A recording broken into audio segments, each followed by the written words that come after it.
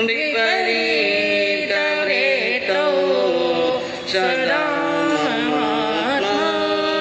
विदधातु देवः सदा महात्मा विदधातु देवः। अहिंसा के अग्रदूत, त्रयकाल दृष्टा, भव्य जीवों के तारणहार, शासनिक प्रभु श्रमण भगवान महावीर स्वामी के चरणों में कोटि कोटि वंदन। दीन दुखियों के मसीहा, करुणा के सागर, परम पूज्य गुरुदेव श्रमण सूर्य मर्दर केसरी श्री मिश्री मिर्जी महाराज साहब के चरणों में कोटि कोटि वंदन। पाठ पर विराजमान परम श्रद्धेया, परम विदुषी, मधुर व्याख्यानी, सरल मना पूज्य गुरुजी जी महाराज साहब के चरणों में कोटि कोटि वंदन। राहुल, इनको बोलो आवाज मत करो, एकदम साइलेंट काम करने का बोलो। धर्म प्रेमी बहनों, शीलवती माताएं बहनों, आपके सामने वर्णन चल रहा है श्रीमद् अंतकृत दशांग सूत्र के छठे वर्ग के तीसरे अध्ययन का, अर्जुन माली का, जिसके अंदर आपने वर्णन श्रवण किया कि अर्जुन माली अपनी पत्नी बंधुमती भार्या के साथ में फूलों का चयन करके और यक्षायतन के अंदर प्रवेश कर रहे हैं यक्ष की पूजा करने के लिए। और इधर पहले 6 मित्रों की जो गोष्ठी, 6 मित्रों की जो मंडली थी, जो पहले ही यक्षायतन के अंदर क्रीड़ा करने के लिए पहुंची हुई थी, और उन्होंने अर्जुन माली को अंदर मंदिर की तरफ आते हुए देखा तो मन के अंदर विचार किया, हमारे लिए यही श्रेष्ठकर होगा कि हम अर्जुन माली को हाथों को पीछे से बांध करके बुड़ा दें और उसकी पत्नी के साथ में अपने मन के अंदर आए हुए भोगों का भोग करें। ऐसा वो आपस में विचार करके, सलाह मशवरा करके 6 मित्र, बाया बाता नहीं, कृपया मौन करके बैठ जाए आप लोग, आवाज नहीं करें। किशन जी, इन्होंने को साइलेंट ट्रेन काम करोगे, बहुत डिस्टर्ब हो रहा है। वहाँ पर एकदम निष्पन्द होकर के, मौन होकर के, दुबक करके वहाँ पर खड़े हैं। और इधर तैनम से अर्जुन आए, माला गाय, बंधुमती है भारी आए, सद्दिम जेने मोगर पाणी जखस जखा येने तेने हुआ गच्छिता आलोय प्रणाम करई करिता मरहे महरिहम पुफुच्चन्नम करई करिता जानू पाए वड्डिगे प्रणामम करई तैनम से गोठिल्ला पुरिसा दव दवस कवाड़म तरे हिंतो निगच्छन्ति निगच्छिता अर्जुनयम मालागारम गन्हन्ति गन्निंता अव ओडय वंदनम करेम करिता बंधुमत्तीये मालागारिये सद्दि विपुलायम भोग भोगाय मंजमानम बहरन्ति तैनम तस् अर्जुनयस मालागारस अयम अजत्तीये जाव समुपजित्था। तब वो अर्जुन माली अपनी पत्नी बंधुमती के साथ में जैसे ही यक्ष के मंदिर के अंदर प्रवेश करता है, उन पर दृष्टि पड़ते ही यक्ष को उसने प्रणाम किया और प्रणाम करके पुष्पों से अर्चना की और अपने घुटने टेक करके उस प्रतिमा के साथ में उस प्रतिमा को यक्ष को प्रणाम किया।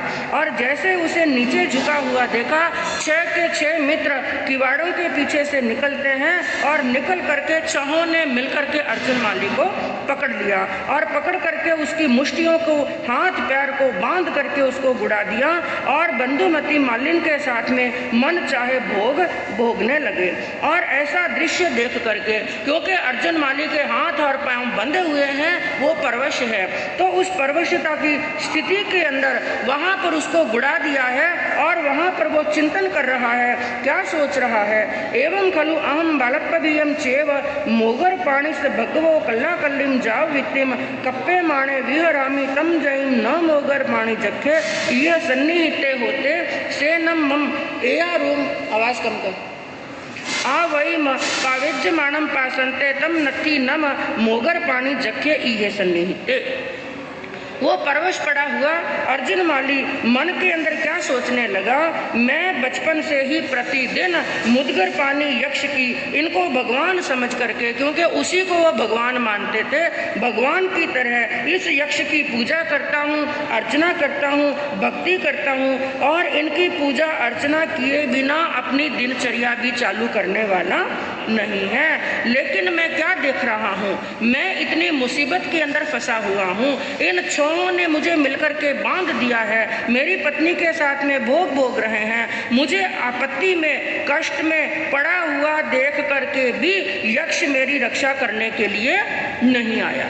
तो उसके मन के अंदर क्या विचार आया, मुझे ऐसा लगता है ये मात्र एक काष्ठ की प्रतिमा है, एक लकड़ी की प्रतिमा है, इसके अंदर यक्ष नाम की कोई आत्मा है ही नहीं, कोई यक्ष नहीं है, कोई देव यहाँ पर विद्यमान नहीं है। सुवत्तम तम ऐसे कट्टे तैनम से मोगर पानी जबकि अर्जुन ऐसे मालागार से अयमेयारूम अजत्यम जाव वियानिता अर्जुन ऐसे मालागार से शरीर अनुपविसई अनुपविसिता तड़ तड़स बंधनायम चिंदई तम कल सहसम निपन्नम अवमयम मोगरम गेन्ने गेन्निता ते सत्य में 6 पुरुषे घायई। और जब ऐसा चिंतन उसने मन के अंदर किया और इधर जो यक्ष और सभी देवी देवताओं के लिए भगवान की वाणी के अंदर आगमों के अंदर फरमाया गया, जितने भी देव होते हैं, चाहे ऊंची जाति के हैं चाहे नीची जाति के, जितने भी देव होते हैं सभी को 3 ज्ञान होते हैं, मति ज्ञान, श्रुति ज्ञान और अवधि ज्ञान। जब ऐसे चिंतन के बारे में ऐसा विचार अर्जुन माली के मन के अंदर आया, इस बात को उस यक्ष ने अपने अवधि ज्ञान के द्वारा जान लिया। और वो यक्ष है, वो तो एक देव है, मन में राग भी है और द्वेष।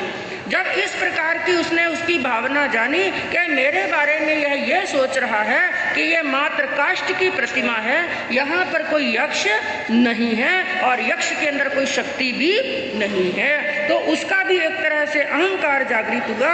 उसकी ऐसी अध्यवसाय जान करके यक्ष उस प्रतिमा में से निकलता है और अर्जुन माली के शरीर के अंदर यक्ष ने क्या कर लिया, प्रवेश। क्योंकि वो देव है, उसके अंदर किसी के शरीर में प्रवेश करने की ताकत है, तो उसके अर्जुन माली के शरीर के अंदर प्रवेश किया।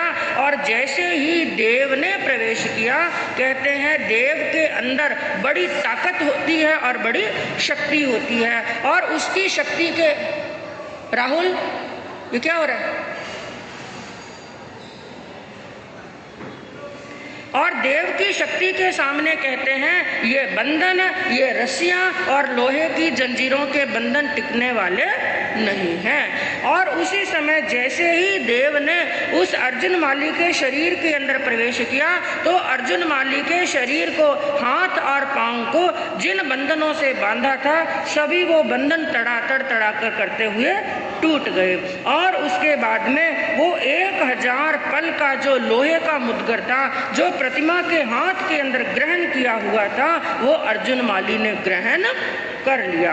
और उसके बाद में इतना रोष आया, उन 6 पुरुषों के प्रति इतना द्वेष आया कि उस मुद्गर के साथ में उसने देखते ही देखते 6 पुरुषों और 7वीं स्त्री का क्या कर दिया, घात कर दिया, 7 को मार डाला। तैनम से अर्जुन मालागारे मोगर पाणीना जखेनम अन्ना इट्टे समाणे राय गियस नगरस परिपेरम तेनम कल्ला कल्लिम छे इत्ती सत्तम में पुरी से गाय माने विहरई तैनम राय गिये नयरे सिंघाड़क जाव महापहेसु बहुजनो अन्न मन्नस एव मखई। अब वो अर्जुन माली, जिसका शरीर अब एक यक्ष के द्वारा, मुद्गर पानी यक्ष के द्वारा जो अधिष्ठित हो चुका था, और मन के अंदर क्रोध की और द्वेष की भावना को लिए अब उसका नित्य का क्रम हो गया। अब वो देव के द्वारा अधिष्ठित अर्जुन माली चारों दिशाओं के अंदर घूमता रहता है, चारों तरफ घूमता रहता है, और उसका एक ही लक्ष्य होता है, प्रतिदिन 6 पुरुषों को मारना और 7वीं स्त्री। एक स्त्री और 6 पुरुषों को प्रतिदिन, क्योंकि उसके आंखों के सामने यक्षायतन का वही दृश्य घूम रहा है, तो प्रतिदिन वो 7 मनुष्यों की घात करने लगा। तब राजगिरी के तिराहे और चौराहे और महापथों के ऊपर लोग इस प्रकार से बातें करने लगे, क्योंकि यह हत्या का और हिंसा का समाचार पूरी राजगिरी नगरी के अंदर फैल गया, और लोग जगह जगह पर खड़े होकर के बातें करते हैं कि जो अर्जुन माली है, हे देवानुप्रिय एवं खलु देवानुप्रिय अर्जुने मालागारे मोगर पाणीना अन्ना इट्टे समाणे रायुगिये नयरे भैया किया छे इतनी सत्तम में पुरी से गाय माने विहरई तैनम से सेणीय राया इम इसे कहाय लदट्टे समाने कौडुंबीय पुरुषे सद्दा वही सद्दा वित्ता एवं बयासी एवं कलु देवानु पिया अज्जनय माला गारे जाव गाय माने विहरम तम मानम तुब्बे केई तन्नस्य वा कट्ठस्य वा पाणीयस्य वा पुष्प फलानं वा अट्ठाये सई निगच्छई मानम तस्य शरीरस्य वावत्ति भविष्यई। तब राजगिरी नगरी के सभी लोग तिराहे चौराहे और गली कूचों पर खड़े होकर के आपस के अंदर एक ही बात की चर्चा चल रही है कि अर्जुन माली जो मुदगर पानी यक्ष के द्वारा अधिष्ठित है अपने हाथ के अंदर मुदगर लेकर के प्रतिदिन 6 पुरुषों की और 1 स्त्री की क्या करता है, घात करता है। और यह समाचार धीरे धीरे महाराजा श्रेनिक के पास में भी पहुंच गए और श्रेनिक महाराज जो अपनी प्रजा की रक्षा और सुरक्षा चाहते थे उनको यह समाचार विदित हुए तो उन्होंने हाथों हाथ अपनी राजसभा के अंदर कौटुंबिक पुरुषों को बुलाया और बुलाकर के कहा अपने कौटुंबिक पुरुषों को कि तुम लोग अभी अभी जाओ और जाकर के पूरी राजगिरी नगरी के अंदर सभी तिराहों पर चौराहों पर श्रृंगाटकों पर गली और कूचों के अंदर यह घोषणा करो कि कोई भी राजगिरी नगरी का वासी घास लेने के लिए लकड़ी लेने के लिए फल फूल इत्यादि जो भी सामग्री उनको चाहिए मगर कोई भी सामग्री लेने के लिए वो राजगिरी नगरी से बाहर ना जाए क्योंकि यदि वहाँ पर वो जाएंगे तो उनके शरीर का क्या हो जाएगा, विनाश, मौत के घाट उतर जाएंगे और अर्जुन माली उनको मुदगर से मार देगा और ऐसी घोषणा करके वापिस समाचार मुझे दो। और कौटुंबिक पुरुषों ने राजा श्रेणी की आज्ञा का पालन किया, सभी जगह जगह पर स्थान स्थान पर घोषणा कराई और ये समाचार चारों दिशाओं के अंदर आग की तरह फैल गए। और उसके बाद में बताया गया कि यह क्रम अर्जुन माली जो प्रतिदिन 6 पुरुषों और 7वीं स्त्री 7 मनुष्यों का 7 पंचेंद्रीय जीवों का जो घात करता था, श्रेणिक चारित्र के अंदर वर्णन चलता है कि यह क्रिया यह कार्य उसका बराबर 5 महीने और 13 दिन तक ये कार्य चलता रहा। 5 महीने 13 दिन के अंदर उसने लगभग 1141 पूरे 1141 मनुष्यों को नर नारियों को मौत के घाट उतार डाला, जिसके अंदर बताया गया 978 पुरुष थे और 163 स्त्रियां थी। यानी कुल मिलाकर के 5 महीने 13 दिन के अंदर 1141 जीवों को उसने मार डाला। और एक बार का प्रसंग हुआ, तत्नम रायगिए नयरे सुदंस ने नामम सेठी परिवसई अड्डे तैनम से सुदंस ने समनो वासई यावी होता अब भी गए जीवा जीवे जाव वीरई तेनम कालेनम तेनम समेनम भगवम महावीरे जाव समोस अड्डे जाव वीरई तैनम रायगिए नयरे सिंगाड़क जाव महापहेसु बहुजनो अन्न मनस एवं इखई जाव किम मंग पुण विपुलस अट्ठस गहन गाए। और उस समय की बात है, उसी राजगिरी नगरी के अंदर एक सुदर्शन नाम का श्रेष्ठ श्रावक निवास करता था, जो बड़ा ही रिद्धिशाली था और किसी से पराजित होने वाला नहीं था। और उसके जीवन की विशेषता थी कि सुदर्शन नाम का सेठ भगवान का श्रमणोपासक था, यानी 12 व्रतधारी श्रावक था। और सबसे प्रथम एक श्रावक की पहचान होती है जो 9 तत्वों का जानकार होता है। तो 9 तत्वों का जानकार था और अपने हाथों से वो सुपात्र दान देता। साधु संतों को 14 प्रकार का आहार दान और वस्तु दान, पात्र दान, जो 14 प्रकार का दान बताया गया है, साधु संतों को अपने हाथ से 14 प्रकार का क्या देता था, दान देता था। तेनम कालेनम तेनम समेनम समने भगवम महावीरे जाव सम्मो सड्डे जाव विहरई तैनम राहेगिए नयरे सिंघाड़क जाव महापहेसु बहुजनो अन्न मनस एवं आइखई जाव किमंग पूर्ण विपुलस अट्ठस गहन गाय तैनम तस सुदंसनस बहुजनस अंतिये ए मट्टम सोचा निसिम अयमया रुहे अजित्यम जाव समुपजिता। उस काल और उस समय की बात है कि तिन्नानम तारयानम श्रमण भगवान महावीर स्वामी नगरों के अंदर, गांव के अंदर विचरण करते हुए अपनी शिष्य मंडली सहित राजगिरी नगरी के अंदर पधारते हैं। और राजगिरी नगरी के अंदर पधार करके गुणशील नाम का जो चैत्य है वहां पर विराजमान हुए, तप और संयम से अपनी आत्मा को भावित करते हुए। और तब भगवान के पदार्पण का समाचार पूरी राजगिरी नगरी के अंदर फैल गया।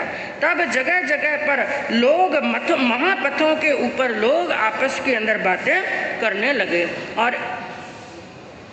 और एक दूसरे से कहने लगे कि यहाँ पर हमारी राजगिरी नगरी के अंदर श्रमण भगवान महावीर स्वामी का पदार्पण हुआ है और भगवान यहाँ पर पधारे हैं। और ऐसे प्रभु, ऐसे केवल ज्ञानी तीर्थंकर भगवान जिनका मात्र नाम श्रवण करने से ही आत्मा के कर्मों की क्या होती है, निर्जरा होती है।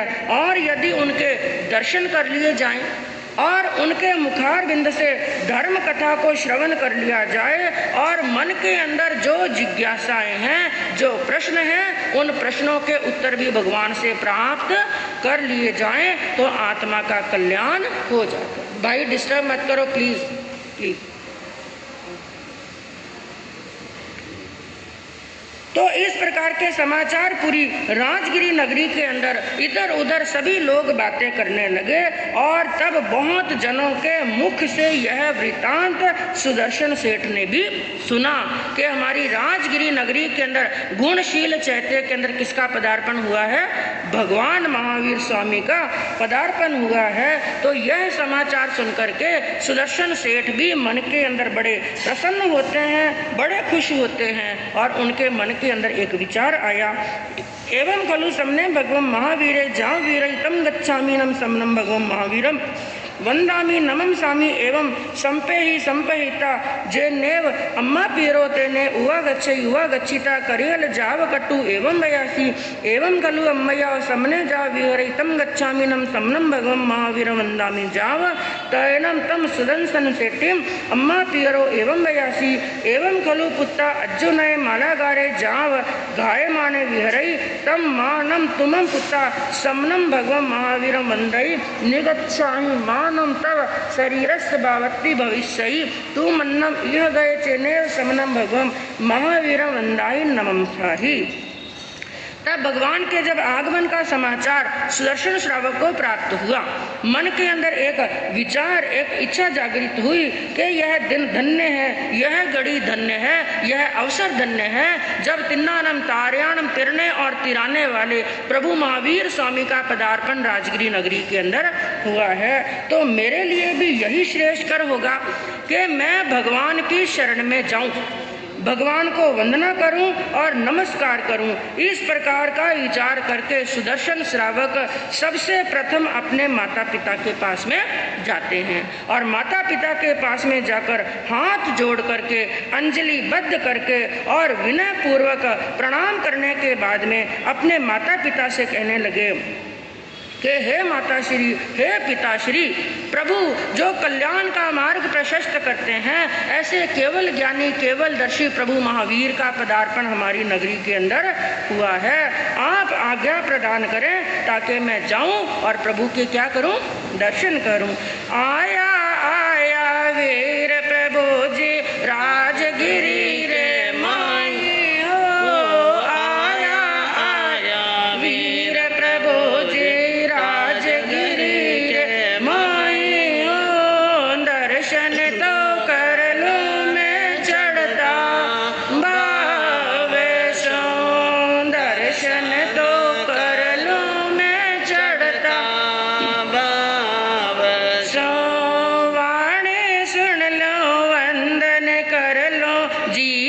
सफल बनाओ रे, वाणी सुन लो वंदन कर लो, जीवन सफल बनाओ रे। मौको तो आयो है आछो हाथ में, मौको तो आयो है आछो हाथ में। हे माताश्री, हे पिताश्री, आया आया वीर प्रभु जी राजगिरी रे माही रे। बड़ी कृपा करके, बड़ी अनुकंपा करके भवी जीवों का कल्याण करने के लिए भगवान का पदार्पण राजगिरी नगरी के अंदर हुआ है। दर्शन कर लूं, मैं प्रभु का दर्शन कर लूं, भगवान की वाणी सुन लूं, क्योंकि मेरे भाव बड़े उच्च हैं। मैं उच्च भावों के साथ में, चढ़ते हुए भावों के साथ में भगवान का दर्शन करना चाहता हूँ। वाणी भी सुन लूं, वंदन भी कर लूं, और वाणी सुन करके, वंदन करके अपने जीवन को क्या बना लूं? सफल बना लूं, क्योंकि बड़ा ही सुंदर मौका हाथ के अंदर आया है। लेकिन जब ये बात माता ने सुनी, और माता जानती थी कि जहाँ पर भगवान विराजमान है वहाँ पर जाने के लिए रास्ते के अंदर वही स्थान आता है और वही ऐसा समय आता है जहाँ पर अर्जुन माली मुदगर को लेकर के घूम रहा है। क्योंकि पूरी राजगिरी नगरी के अंदर घोषणा हो चुकी थी, तो माता अपने बेटे से क्या कहने लगी? माता डर रही है, मेरा बेटा जाएगा तो अर्जुन माली इनको छोड़ने वाला। तो माता कहने लगी, माता बोले सुनो लाडला, वंदन यही सो कर लो। माता बोले सुनो लाडला, वंदन यही सो कर लो। अंतर्यामी है प्रभु जी मोट का, अंतर्यामी है प्रभु मोट का। अर्जुन माली करेगा तड़ी, नर नारी भय पायो रे। अर्जुन माली करेगा तड़ी, नर नारी भय पायो रे। प्राण हरे रे पल मायने, प्राण हरे रे पल मायने। माता कहने लगी, हे बेटा, तुम्हें यदि वंदन करना है, प्रभु के दर्शन करने हैं और उनको वंदन नमस्कार करना है, तो हे बेटा यहीं पर रह करके तुम भगवान को क्या कर लो? वंदन कर लो। क्यों? क्योंकि प्रभु तो अंतर्यामी है, वो तो केवल ज्ञानी, केवल दर्शी हैं। तुम यदि यहीं से भी भगवान को वंदना करोगे तो यहाँ पर तुम्हारी भाव वंदना को भगवान क्या कर लेंगे? स्वीकार कर लेंगे। यहीं पर वंदना कर लो, क्योंकि अर्जुन माली करे घाटड़ी, नर नारी भय पायो। जिस रास्ते से होकर के तुम भगवान के दर्शन करने के लिए जाओगे, गुणशील चैत्य के अंदर प्रभु विराजमान है, वहाँ पर तुम जाओगे तो वापिस जिंदा आने वाले नहीं। वहाँ पर अर्जुन माली सभी जीवों की घात करते हुए प्रतिदिन 7 मनुष्यों को मौत के घाट उतारते हुए विचर रहा है। इसलिए प्रभु पुत्र, हम नहीं चाहते हैं कि तुम्हारे प्राणों का हरण हो, तुम हमारे बुढ़ापे की लाठी हो, तुम भगवान को यहीं से क्या कर लो? वंदना। ऐसी बात सुनी तैनम से सुदंसने, सेठी अम्मा पीरो एवं बयासी, किन्नम अहम अम्मा याव समनम भगवम महावीरम, इह मा गयम इह पत्तम सम्मसड्डे, इह गए चे वंदि सामी नमम सामी तम गच्छामि नम अहम अम्मा याव, तुभ्यहिम अब्बणुनाय समाने समनम भगवम महावीरम वंदामि जाव, पजवा सामी तैनम तम सुदंसन सेठी अम्मा पीरो जाने, नो संचा इति बहुहिम आगवाहिम जाव, परुवणाहिम या परु इत्तय तत्तो नमते एवं बयासी अहसु हम। जब ये बात सुनी कि तुम्हारा शरीर, तुम्हारे प्राण बचने वाले नहीं हैं, वो तुम्हारे प्राणों का घात कर लेगा, इसलिए भगवान को वंदन नहीं से कर लो। तो माता पिता की यह बात सुन करके सुदर्शन श्रावक ने अपने माता पिता से क्या कहा?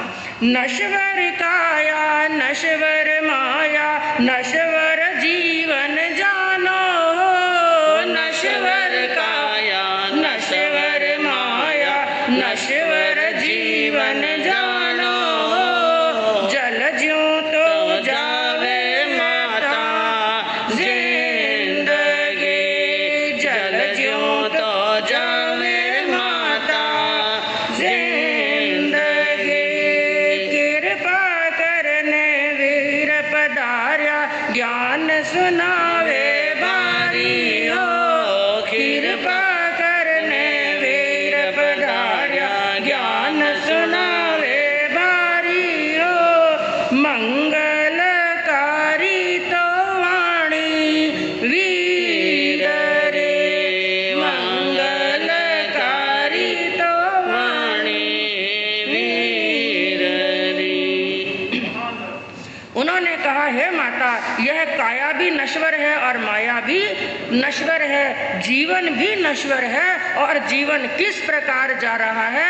जैसे नदी के अंदर जल जाता है, जल चलता है और पानी बह जाता है, उसी प्रकार मनुष्य का यह जीवन बह रहा है। और फिर मेरे प्राण जाएं, क्योंकि मृत्यु एक ना एक दिन तो होनी है। और फिर वो मौत उस समय आए जब मैं भगवान के दर्शन करने के लिए जाऊं, इससे अच्छी मौत होने वाली नहीं है। तो हे माता श्री, हे पिताश्री, प्रभु ने इतनी अनुकंपा की है कि प्रभु स्वयं राजगिरी नगरी के अंदर पधार चुके हैं, इसलिए मैं घर पर बैठा रहने वाला नहीं। आप मुझे आज्ञा प्रदान कीजिए। जब तरह तरह की बातें समझाकर माता पिता थक गए तो माता पिता ने अंतिम के अंदर कहा, आहा सुहम देवानुप्रिया, हे सुदर्शन, जैसा तुम्हारी मन को इच्छा हो, जैसी तुम्हारी इच्छा हो, जैसा आत्मा को सुख उपजे वैसा कार्य करो। ये बात सुनकर के माता पिता की आज्ञा प्राप्त करके तैनम से सुदंत ने अम्मा पीम अब्णु नाय समाने नहाए सुदप्पा वैसाइम जाव शरीरे सयाओ गियाओ पड़े निक्कमिता पाए विहारम चारेणम राय गियम नयरम मज्जम मज्जनम निगच्छै निगच्छिता मोगर पाणी जखायनम अधूर सामंतेनम जेनेव गुणशीले चाहिए जेनेव समने भगवम महावीरे तेने पहारेथ गमनाए तयनम से मोगर पाणी जखे सुदंसनम समणो वासेम अधूर सामंतेनम वी वय मानम पासी पासिता आसुरते तम पल्ल सहस निपन्नम अवमयम मोगरम उल्लाले माने जेनेव सुदंसने समणो वासे तेने पहारेथ गमनाए। और उसके बाद में बताया गया, तदनंतर सुदर्शन सेठ ने माता पिता की आज्ञा प्राप्त करने के बाद में स्नान किया और शुद्ध हुए, धर्म सभा में जाने योग्य वस्त्रों को धारण किया।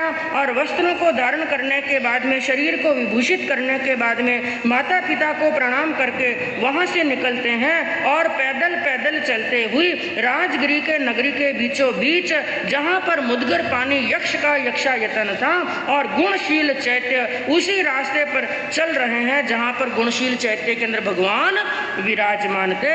और रास्ते के अंदर चलते चलते वही स्थान आ गया जहां पर अर्जुन माली मुदगर पानी लेकर के चारों तरफ घूम रहा था। और उस समय मुदगर पानी यक्ष ने सुदर्शन श्रावक को ना बहुत दूर और ना बहुत पास से जाते हुए देखा, बड़ा क्रुद्ध हुआ।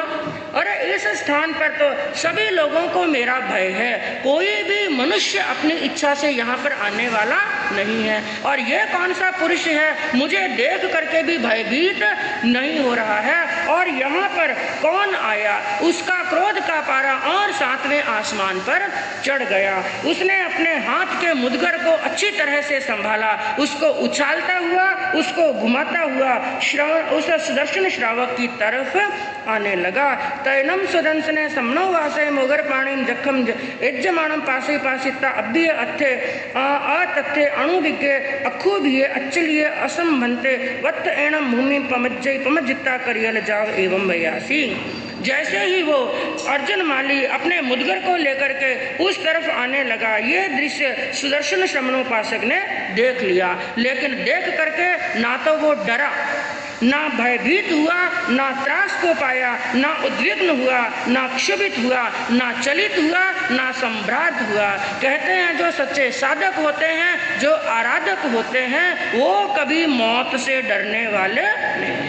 जीवन लंबा मिले तो क्या और छोटा मिले तो क्या, सामने साक्षात मौत भी खड़ी हो तो उनका चिंतन एक ही होता है कि यह मौत मेरा कुछ बिगाड़ने वाली, और मौत यदि कुछ बिगाड़ेगी भी तो किसका बिगाड़ेगी, शरीर का बिगाड़ेगी। शरीर समाप्त हो सकता है लेकिन शरीर मेरा है ही नहीं, मेरा तो केवल आत्म तत्व है, और आत्मा को ना कोई मार सकता है, ना अग्नि जला सकती है, ना पानी बहा सकता है, ना ही हवा उड़ा सकती है। मेरी आत्मा का कुछ भी बिगड़ने वाला नहीं है, तो वो डरे नहीं, बल्कि उन्होंने क्या जाना, अब जीवन का अंतिम समय आ गया है। और ऐसे क्षण के लिए एक श्रावक के लिए और एक साधु के लिए बताया गया, चाहे मनुष्य का उपसर्ग हो, चाहे त्रिंश संबंधी हो, चाहे देव संबंधी उपसर्ग हो, उस समय सागारी संथारा पचक लेना चाहिए। तो ऐसी ही क्रिया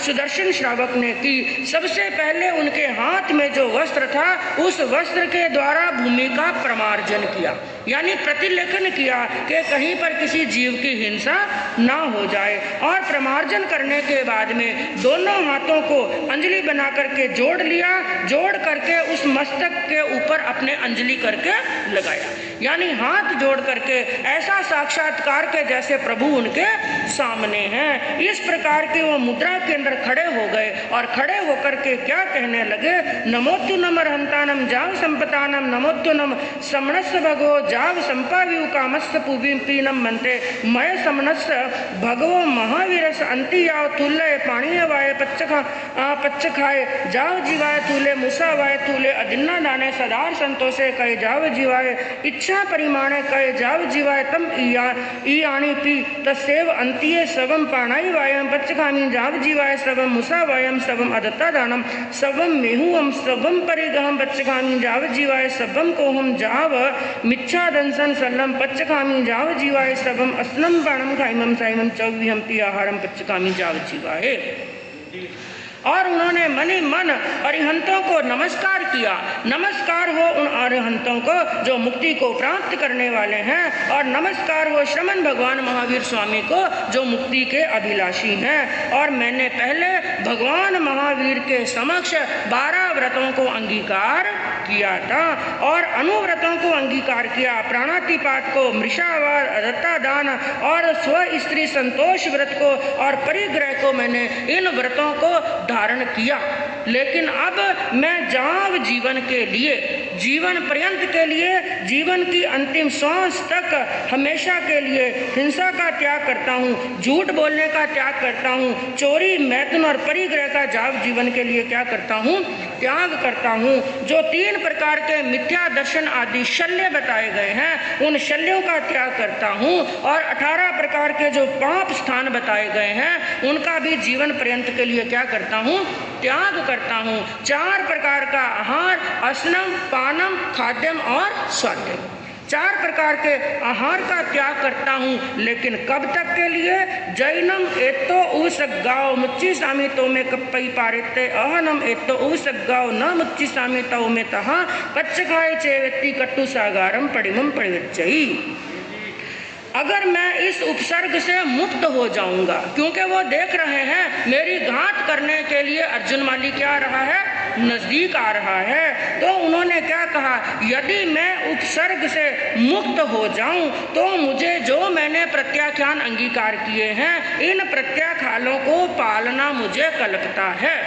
और यदि इस उपसर्ग से मैं मुक्त ना हूं, यानी मेरी मृत्यु हो जाए, काल धर्म को प्राप्त हो जाऊं, तो जो मैंने व्रत अंगीकार किए हैं, जो नियम मैंने लिए हैं, इसी प्रकार का संकल्प मेरा दृढ़ है। यानी इस प्रकार से सुदर्शन श्रावक ने सागारी अनशन अंगीकार कर लिया, सागारी संधारा अंगीकार कर लिया। और इधर वो तो पूर्ण ध्यान के अंदर खड़े हैं। तैनम से मोगर पाणी जखे तम पल सिंह निफन्नम अवमयम मोगरम उल्लाले माणे जे नेव सुदंसने समणो वासे तेने उवा गच्छे युव गच्छिता नो चेव नम संचायति सुदंसनम समणो वासेम तेसा समभि पड़ितय तैनम से मोगर पाणी जखे सुदंसनम समणो वासे सवो समंता परिगोले माणे जाहे नो संचाय सुदंसनम समणोवासेम तेसा समभिपड़ितय ताहे सुदंसन समणोवासेस पूरो सपक्खिम सप्पड़ी दिशम ठिच्चा सुदंसनम समणोवासय अणिमिसाय द्वितीय सुचिरम निरखई। तब वह मुदगर पानी यक्ष उस 1000 पल वाले प्रमाण वाले उस मुदगर को लेकर के उछालता हुआ बड़े क्रोध के सामने साथ में श्रमणोपासक सुदर्शन के पास में आता है। लेकिन वहां पर आया, उसने जब सुदर्शन के सामने देखा, उसके तेज के सामने देव का तेज क्या पड़ गया, फीका पड़ गया। उस पर प्रहार करने की कोशिश कर रहा है, लेकिन चाह करके भी सुदर्शन के ऊपर प्रहार नहीं कर पा रहा है। आखिर उसने क्या किया, अपने मुदगर को उछालता हुआ सुदर्शन की जैसे परिक्रमा लगाने लगा, उनके चारों तरफ चक्कर काटने लगा, लेकिन फिर भी उसके ऊपर वो प्रहार नहीं कर सका। इधर अर्जुन उनके चारों तरफ चक्कर काट रहा है और जो सुदर्शन श्रावक हैं वो एकाग्र चित्त हुए मन वचन काया के योगों को एक करते हुए पूर्ण ध्यान के साथ में उस मुद्रा के अंदर खड़े हैं। और जब देखा चक्कर काट काट करके अर्जुन थक गया, क्योंकि कहते हैं जो धर्म का तेज होता है उसके सामने बाकी सब तेज क्या है, फीके पड़ जाते हैं। और सच्चे साधक के सामने एक क्षण वो आता है जो सच्चा त्यागी होता है, सच्चा संयमी होता है, सच्चा तपस्वी होता है। देवलोक के देवता भी ऐसे संयमी और तपस्वी के चरणों के अंदर क्या झुकाते हैं, शीश झुकाते हैं, नतमस्तक होते हैं। तो जब उनके ऊपर प्रहार करने में वो समर्थ ना हो सका तो बिल्कुल सुदर्शन के सामने आकर के खड़ा हो गया और वहां पर अपलक दृष्टि से, यानी बिना पलक झुकाए या झपकाए कितनी देर तक श्रमणोपासक के सामने, सुदर्शन के सामने देखता रहा। और एक क्षण ऐसा हो गया कि देव का तेज बिल्कुल फीका पड़ गया, उसकी शक्ति जैसे समाप्त हो गई। अब ऐसी स्थिति हुई कि वो उसके सामने देख भी नहीं सकता। निरीक्षिता अर्जुन मालागार शरीरम विपजिता तम पल्ल सहस्त्र निपन्नम अमोयमोग्रम गहाय जानेव दिशिम पाऊ भूये तामेव दिशिम पड़ी गए तैनम से अर्जुन मालागारे मोगर बाणी जक्कने विप्प मुक्के समाने धरती दसप्ती धरणी तलंसी सव्यगम सन्निवड्डिये। और अब तो वो क्षण आ गया कि देव का तेज भी कम पड़ गया और देव के शरीर का भी जो बल था जैसे वो बलहीन हो गया। आखिर उसने क्या किया, उस अर्जुन माली के शरीर का क्या कर दिया, त्याग, और अपने मुद्गर को हाथ में लेकर के जिस दिशा से आया था, यानी यक्षायतन में से उस प्रतिमा से निकल करके आया था, वापिस यक्षायतन की ओर दौड़ गया और प्रतिमा के अंदर प्रवेश कर लिया। जिस दिशा से आया था उस दिशा की ओर चला गया। अब अर्जुन माली जिसके अंदर बल किसका था, देव का, अब देव का बल निकलने के कारण से उसका शरीर एकदम निर्बल हो गया, बिल्कुल शक्तिहीन हो गया। और जैसे ही देव उसके शरीर से पलायन कर गया, उस अर्जुन का शरीर, अर्जुन माली का शरीर धड़ाम से धरती पर गिर गया, सर्वांग से धरती पर गिरा। तैनम से सुदंसने सम्मनोवास निरु वसग्गमिति कट्टु पडिमं पारई तैनम से अर्जुन मालागारे तो मुहंतरेणम आसत्ते समाने उठे उठिता सुदंसनम सम्मनोवासम एवं वयासी तुभ्यनम देवानुप्रिया के कहीं वा संपित्था तैनम से सुदंसने सम्मनोवासी अर्जुन मालागारम एवं वयासी। जब वो सर्वांग से धरती पर गिर गया तब सुदर्शन श्रावक ने मन के अंदर यह जान लिया कि जो उपसर्ग आया था वो उपसर्ग क्या हो गया, दूर हो गया। इसलिए उन्होंने अपने संथारे को, जो सगारी संथारा अंगीकार किया था, उसको पाल लिया। और अर्जुन माली का शरीर जो धरती पर धड़ाम से गिरा हुआ था, बेहोश था, लेकिन थोड़ी देर के बाद में धीरे धीरे धीरे उसको क्या आया, होश आया। वो होशावास के अंदर आया, आश्वस्त हुआ और उठ करके बड़े धीमे स्वर के अंदर श्रमणोपासक से, सुदर्शन सेठ से पूछने लगा, बड़े प्रेम से पूछा, हे देवानुप्रिय, तुम कौन हो और कहाँ पर जा रहे हो। ये बात जब सुदर्शन सेठ ने सुनी तो उन्होंने उस अर्जुन माली को उत्तर देते हुए कहा, एवं खलु देवानुप्रिया अहम सुदर्शने नामम सम्मनोवास अभिगय जीवा जीवे गुणशीले चाहिए सम्मनम भगवम महावीरम वंदन्तिये संपित्थे तैनम अर्जुन मालागारे सुदर्शनम सम्मनोवासम एवं वयासी। उन्होंने कहा, हे देवानुप्रिय, मेरा नाम सुदर्शन है और मैं एक श्रमणोपासक हूँ, एक श्रावक हूँ, जीव और अजीव 9 तत्वों का जानकार हूँ। और मेरे प्रभु, मेरे भगवान महावीर स्वामी गुणशील चैत्य के अंदर पधारे हैं और मैं उन्हीं को वंदन करने के लिए, उन्हीं को नमस्कार करने के लिए, उनका दर्शन करने के लिए गुणशील चैत्य के अंदर जा रहा हूँ। और जैसे ही भगवान महावीर का नाम सुना, जैसे उस अर्जुन माली के शरीर के अंदर रोम रोम के अंदर आनंद और शांति की अनुभूति हुई। मन के अंदर विचार किया, एक श्रावक का दर्शन करने से, इनका चेहरा देखने से इतने आनंद की अनुभूति हो रही है, जब मैं इनके भगवान के दर्शन करूंगा तो मेरे अंदर कितने आनंद की अनुभूति होगी। उन्होंने बड़े प्रेम के साथ में कहा, इच्छामिनम देवानुप्रिय अहम अभि तुम ए सद्यम समनम भगवान महावीर वंदिते जा पूज्वावासित अह सुहम देवानुप्रिया। उसने बड़े प्रेम के साथ में, विनय के साथ में कहा, हे देवानुप्रिय, हे सुदर्शन श्रावक, जहाँ पर भगवान की वंदना करने के लिए तुम जा रहे हो, क्या मैं भी उन भगवान की उपासना करने के लिए, वंदन और दर्शन करने के लिए जा सकता हूँ? मेरी भी मन के अंदर इच्छा है, क्या मुझे भी आप साथ में लेकर के चलोगे? तो उन्होंने कहा कि अहाँ सुहम देवानुप्रिया, हे देवानुप्रिया, जैसा तुम्हारी आत्मा को सुख उपजे वैसा कार्य करो, और भगवान के द्वार तो सभी के लिए खुले हैं। वो तो पतितों को पावन करने के लिए, अधर्मियों को भी धर्म का मार्ग बताने के लिए, सभी पाप आत्माओं को पुण्य आत्मा बनाने के लिए उनके द्वार सभी के लिए क्या रहते हैं? खुले रहते हैं। तुम भी मेरे साथ में चल सकते हो। तैनम से सुदंसने समणोवासे अज्जुनयनम मालागारणम सद्यम जेने गुणशीले चाहिए जेने समने भगवम महावीरे तेने उवा गच्छे युवा गच्छिता अज्जुनयनम मालागारणम सद्यम समनम भगवम महावीरम तिक्खुतो जा पजुआ सही। तैनम से समने भगवम महावीरे सुदंसन समणोवासे सज्जुनय से तीसे ये दम्म कहा सुदंसने पड़ी गए। तैनम से अर्जुन समनस भगवो महावीरस अंतीय दमम सोचा निसम हट टूट जाओ एवं बयासी। अब सुदर्शन श्रावक वहां से निकलते हैं और उनके साथ साथ में उनके पीछे पीछे अर्जुन माली भी चलने लगे, और जहां पर भगवान विराजमान थे वहां पर पहुंच करके सुदर्शन श्रावक ने भगवान को वंदन किया, नमस्कार किया, आदक्षिणा की और प्रदक्षिणा की। और जैसे जैसे सुदर्शन श्रावक कर रहे हैं उनको देख करके वैसा वैसा कौन कर रहे हैं? अर्जुन माली। उन्होंने भी भगवान को 3 बार विधि सहित भगवान को वंदन किया, नमस्कार किया, आदक्षिणा और प्रदक्षिणा दी। और वहां पर सभा को आया हुआ जान करके भगवान ने धर्म कथा कही, और धर्म कथा सुनने के बाद में सभी परिषद वहां से चली गई और सुदर्शन श्रावक भी वहीं से चले गए। लेकिन अर्जुन माली वहां पर बैठे रहे, भगवान को निहारते रहे और आनंद की अनुभूति करते रहे। और थोड़ी देर के बाद में स्थान से खड़े हुए और तैनम से अर्जुन समनस्त भगवो महावीर संतीय दमम सोचा निसम हट टूट जाऊं एवं बयासी।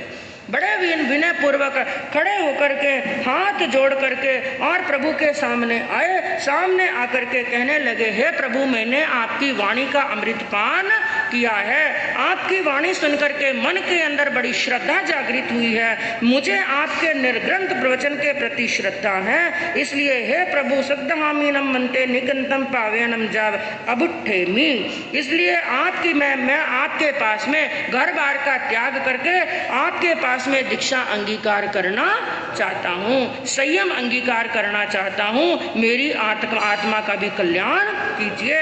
प्रभु ने कहा, अह सुहम देवानुप्रिया, हे देवानुप्रिय, हे अर्जुन माली, जैसा तुम्हारी आत्मा को सुख उपजे वैसा कार्य करो। तो तैनम से अर्जुन उत्तर पुरी थिम्मे दिशि भागम अवक्कमय अवक्कमिता सय में पंचमुट्टियम लोयम लो करई करिता जाओ अणगारे जाए जा विहरई। तैनम से अर्जुन अणगारे जे चेव दिवसम मुंडे जा पवित्र तम चेव दिवसम भगवम महावीर वंदे नम से वंदिता नमम सीता ए उग्गम उग्गनिता। और अर्जुन माली ने ईशान कोण के अंदर जाकर के अपने हाथों से स्वयं अपने हाथों से पंचमुष्टि लोच किया और भगवान ने उनको दीक्षा का पाठ पढ़ाया, यानी दीक्षा दी। अब वो अर्जुन माली से अर्जुन अनगार बन गए। और अर्जुन अनगार बनने के बाद में जिस दिन वो मुंडित हुए, जिस दिन दीक्षा अंगीकार की, उसी दिन भगवान के समक्ष आकर के वंदन किया और नमस्कार किया, और हाथ जोड़ करके वंदन और नमस्कार करके कहने लगे कि हे प्रभु, कप्पई में जाव जीवाय छट्टम चट्टेनम अभिनिखतनम तवो कम्मेनम अप्पाणम भावे मानस विहरिताय ती कट्टु अयमया रूपम अभिगयम ओग्गन ओग्गनिता जाव जीवाय जाव विहरई। तैनम से अर्जुन अणगारे चट्ट खमणम पारणगंसी पद्म पोरीसीय सज्जायम करई जहाँ गोयम स्वामी जावड्डई। जिस दिन दीक्षा अंगीकार की उसी समय भगवान के पास में आकर के हाथ जोड़ करके विनय पूर्वक कहने लगे, हे प्रभु, यदि आपकी आज्ञा हो जाए तो आपकी आज्ञा प्राप्त करके मैं निरंतर जीवन पर्यंत के लिए षष्ठ भक्त यानी बेले बेले की तपस्या अंगीकार करना चाहता हूँ। बेले बेले से के तप से आत्मा को भावित करते हुए विचरना चाहता हूँ। मुझे आजीवन के लिए यह अभिग्रह धारण करना है। और ऐसी बात सुनी तो प्रभु ने उनको बेले बेले की तपस्या का क्या दे दी, आज्ञा प्रदान कर दी। अब बेले की तपस्या के एक दिन का समय हुआ कि जब उनके बेले का पारना था। तैनम से अर्जुन अणगारे छट्ट खमणम पारणगंसी पड्डमम पोरिसीय सज्जायम करई जहाँ गोयम स्वामी जाव अड्डई। तैनम तम अर्जुन मणगारम राहेगी नैरे उच्च जाव अड्डमाणम भैवे इत्यो भी पुरिसा व डहराय महल्ला व जुवाणाय एवं बयासी। जब उनके बेले का पारना आया तो बेले के पारने के दिन उन्होंने प्रथम प्रहर के अंदर स्वाध्याय किया, दूसरे प्रहर के अंदर ध्यान किया और तीसरे प्रहर के अंदर प्रतिलेखना करके और जैसे गौतम स्वामी भगवान की आज्ञा प्राप्त करके गोचरी के लिए जाते थे, उसी प्रकार अर्जुन अनगार ने भी भगवान से आज्ञा प्राप्त की कि हे प्रभु, मुझे आज्ञा दीजिए, मैं राजगिरी नगरी के अंदर अपने बेले का पारना लेने के लिए जाऊं। भगवान ने आज्ञा दी। अब वो अर्जुन जो सबकी दृष्टि के अंदर क्या है, हत्यारे हैं, मारने वाले हैं और हत्या करने वाले हैं, अब वो क्या बन गए हैं, मुनि।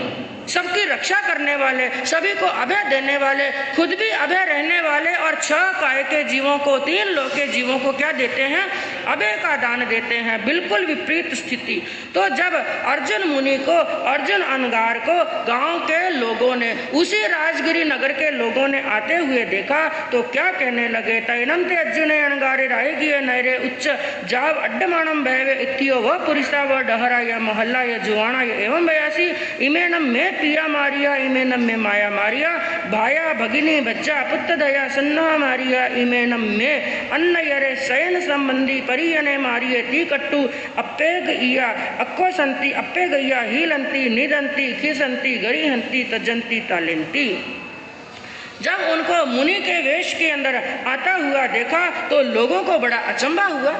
अरे कल तो ये हत्या करता था, रोज 7 लोगों को मौत के घाट उतारता था, और आज ये क्या बन गया है, संत बन गया है, मुनि बन गया है, सबकी रक्षा करने वाला। ये अमावस की काली रात, पूनम की रात कैसे बन गई है। लोगों को बड़ा आश्चर्य हुआ, लेकिन लोगों के मन के अंदर उनके प्रति क्या भरा हुआ था, द्वेष। उन्हें मुनि को आते हुए देखा तो किसी ने कहा, अरे ये तो वो हत्यारा है जिसने मेरे बाप का घात कर दिया। किसी ने कहा इसने मेरी माँ को मार दिया, किसी ने कहा इसने मेरे बड़े भाई का घात किया है, किसी ने कहा मेरे पति को मारा है, और किसी ने कहा मेरी पत्नी को मारा है, और किसी ने कहा मेरी पुत्र वधू को मार दिया, किसी ने कहा मेरे पुत्र को मार दिया, किसी ने कहा मेरे अमुक स्वजन को मार दिया। इस प्रकार कह करके उन मुनि को गोचरी बहराना तो दूर, उस मुनि पर आक्रोश करने लगे, उनका अपमान करने लगे, उनकी निंदा करने लगे, हिलना करने लगे, क्रुद्ध हुए, और कई लोगों ने तो उनके ऊपर कुछ पत्थरों की वर्षा भी करने लगे, ताड़ना करने लगे, तर्जना करने लगे। लेकिन इतना अपमान होने के बाद में भी, निंदा और अवहेलना होने के बाद में भी अर्जुन अनगार के मन के अंदर क्या विचार चल रहे हैं। तैनम से अर्जुन अनगारे तहिम बोहिम इत्तहिम य पुरिसे य डहरहिय मल्लहिम य जुबान एहिय आओ सज्जमाणे जावता लिज्जमाणे तेसी मनसा भी अप उत्समाणे सम्मम सहै सम्मम खम्मई तितिक्खई अहिया सहे सम्मम सहमाणे खममाणे तितिक्खमाणे अय्या समाणे राहेगिय नैरे उच्चिनीय मज्जिमाई कुल्लाइम अड्डमाणे जय बत्तम लब्बई तो पाणम ना लब्बई जया पाणम लब्बई तो बत्तम ना लब्बई। अर्जुन मन के अंदर क्या सोचने लगे, अरे ये तो केवल मेरी निंदा कर रहे हैं, मेरी अवहेलना कर रहे हैं, ताड़ना और तर्जना भी कर रहे हैं। ये लोग इतने बुरे नहीं हैं, ये तो केवल निंदा करके ही रह रहे हैं। ज़्यादा से ज़्यादा क्या होगा, निंदा करेंगे, और निंदा से बढ़कर के क्या होगा, मेरा अपमान करेंगे, मुझे गालियां देंगे, और ज़्यादा क्रोध आएगा तो क्या करेंगे, पत्थरों की वर्षा करेंगे। इससे भी ज़्यादा क्रोध आएगा तो अस्त्र और शस्त्र लेकर के मेरा अंग भंग भी कर सकते हैं। इससे भी ज़्यादा किसी को क्रोध आया तो ज़्यादा से ज़्यादा क्या करेंगे, मुझे मार देंगे। लेकिन मैंने कितने जीवों को मारा? मैंने तो पूरे 1141 जीवों को मार दिया है। ना जाने कितने ही घरों को मैंने उजाड़ दिया है। ये लोग जो कर रहे हैं बिल्कुल सही कर रहे हैं। तो ऐसी संभाव की साधना करते हुए मुनि वापिस नहीं लौटे, बल्कि गोचरी के लिए जगह जगह पर गवेषणा करते रहे। और शास्त्रकारों ने कहा कि गोचरी लेने के लिए गए, कहीं पर उनको भोजन मिलता है, कभी तो पानी नहीं मिलता, पानी मिलता है तो भोजन नहीं मिलता, और कई बार भोजन मिलता है तो लूखा और सूखा और बासी भोजन मिलता है। लेकिन फिर भी वो परिभ्रमण करते रहते और पारने के लिए जाते रहते। और पारने का भोजन जब वहाँ पर लाते, तैनम से अज्जुनयन गारे दिन्ने अभिमणे अक्कलु से अनाइले अभिसाइम अपरितंत जोगी अड्डई अडिता राय गिया नए राव पढ़े निकमिता जेने गुणशीले चाहिए जेने समने भगवम महावीरे जहेव गोयम स्वामी जा पढ़ी दंसिता समनेवनम भगवया महावीरणम अब्णुनाय समाणे अमुच्चय अमुच्चय बिलमिव पन्नग भुएनम अप्पाणेनम तमाहारम आहारही। और उसके बाद में अर्जुन अनगार भिक्षा लेकर के गोचरी के अंदर जो भी मिलता आकर के भगवान को दिखाते, और उसके बाद में ना दीनता को धारण करते हुए, ना मन को उदास करते हुए, ना किसी प्रकार की खिन्नता लाते हुए पूरी राजगिरी नगरी के अंदर गोचरी के लिए गमन करते हैं। जो आहार मिलता है भगवान के पास में लेकर आते हैं, भगवान को आहार बताते हैं, और भगवान की आज्ञा प्राप्त करने के बाद में गौतम स्वामी की तरह अमूर्छित भाव से, अगृद्ध भाव से, ना किसी के प्रति राग है, ना किसी प्रति द्वेष है, और ना ही किसी प्रकार की रस लोलुपता है। उनका एक ही लक्ष्य, आहार चाहिए केवल पेट को भरने के लिए। इसी प्रकार जैसे एक सांप बिना इधर उधर स्पर्श किए हुए, जब सांप बिल के अंदर प्रवेश करता है, इधर उधर बिना स्पर्श किए बिल के अंदर प्रवेश कर लेता है, उसी प्रकार मुख के अंदर आहार डालते हैं, उसको चबाते हैं, लेकिन किसी प्रकार के कोई रस की इच्छा नहीं। बिना रस की इच्छा, बिना रस लिए उस आहार को वैसे ही पेट के अंदर डाल देते हैं जैसे एक सांप बिल के अंदर प्रवेश कर लेता है। और इस प्रकार से उनके बेले बेले से पारने होने लगे। तैनम समने भगम महावीर नया कयाई राय गिया नए रहो पढ़ी निखमिता भैया जन वय विहारम विहर तैनम से अर्जुन गारे तेनम उराड़े माने व्यू लेनम पयत्यनम पग्गह्य हेनम महाणु भावेनम तवो कम्मेनम अप्पाणम भावे माने बहु पड़ी पुण्य छ मासे सामन्नम परियागम पाऊ नहीं अद्दमासी आय संलेहनाय अप्पाणम झुस्सई तीसम बत्ताइम अणसनाई छेदई छेदिता जसट्ठाय कीरई नग्ग भावे जाव सिद्धे। और उस समय का एक बार का प्रसंग हुआ कि भगवान महावीर स्वामी ने कदाचित एक बार अपनी शिष्य मंडली सहित राजगिरी नगरी से क्या कर लिया, विहार। अपनी शिष्य मंडली को वहां से लेकर के प्रभु ने विहार कर लिया, लेकिन अर्जुन अनगार को राजगिरी नगरी के अंदर ही छोड़ दिया। क्यों छोड़ दिया? बाकी शिष्य मंडली के साथ में अर्जुन अनगार को भी लेकर के जा सकते थे, लेकिन प्रभु जानते थे जिन लोगों के साथ में इन्होंने कर्मों का बंध किया है, उन लोगों के बीच में रह करके ही कर्मों की क्या करनी पड़ेगी, निर्जरा करनी पड़ेगी। इसलिए भगवान ने अर्जुन अनगार को राजगिरी नगरी के अंदर छोड़ दिया और खुद वहां से क्या कर लिया, विहार कर लिया।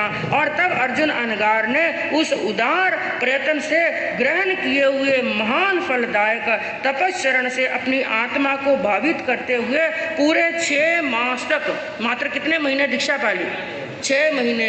6 महीने ही तो जीवों की घात की। यहाँ पर आपने सुना 5 महीना और 13 दिन, लगभग 6 महीने तक जीवों की घात की। और कितने जीवों को मारा, 1141। एक पंचेंद्रीय जीव को मारने वाला भी कहाँ जाता है, नारकी के अंदर गमन करता है। ये प्रभु महावीर की ही वाणी है। और अंतकृत दशांग सूत्र भी किसकी वाणी है, प्रभु महावीर की वाणी है कि एक जीव को मारने वाला नरक में जाता है, लेकिन 1141 जीवों को मारने वाला भी कहाँ पर गया, मोक्ष के अंदर। कारण क्या, उन्होंने समभाव की साधना को धारण किया। सभी प्रकार के व्रतों से बड़ा व्रत होता है शांति का व्रत, सभी साधनों से बड़ी साधना होती है समभाव की साधना। तो उस अनगार ने, अर्जुन अनगार ने ऐसी समभाव की साधना को धारण किया, ना किसी के प्रति राग करते हुए, ना द्वेष करते हुए, और कहा कई बार पारना होता और कई बार नहीं होता, और कई बार पारने के अंदर भोजन मिलता तो पानी नहीं मिलता, पानी मिलता तो भोजन नहीं मिलता। लेकिन समभाव की साधना की और अंतिम समय के अंदर 6 मास तक दीक्षा पर्याय का पालन किया।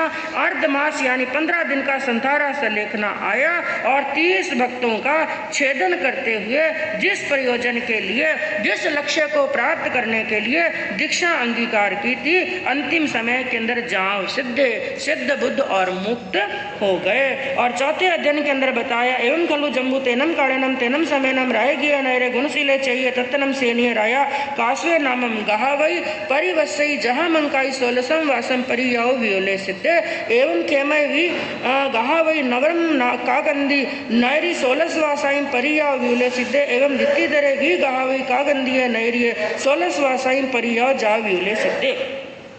इसी प्रकार चौथे अध्ययन के अंदर कहा वही राजगिरी नाम की नगरी थी, गुणशील नाम का चैत्य था, श्रेणिक नाम का राजा राज्य करता था, काश्यप नाम का गाथापति वहां पर निवास करता था।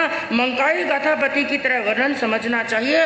उनको भी वैराग्य आया, दीक्षा अंगीकार की, 16 वर्ष तक संयम का पालन किया, अंतिम के अंदर विपलाचल पर्वत पर जाकर सिद्ध बुद्ध और मुक्त हो गए। 5वें अध्ययन के अंदर इसी प्रकार क्षेम गाथापति का वर्णन चलता है।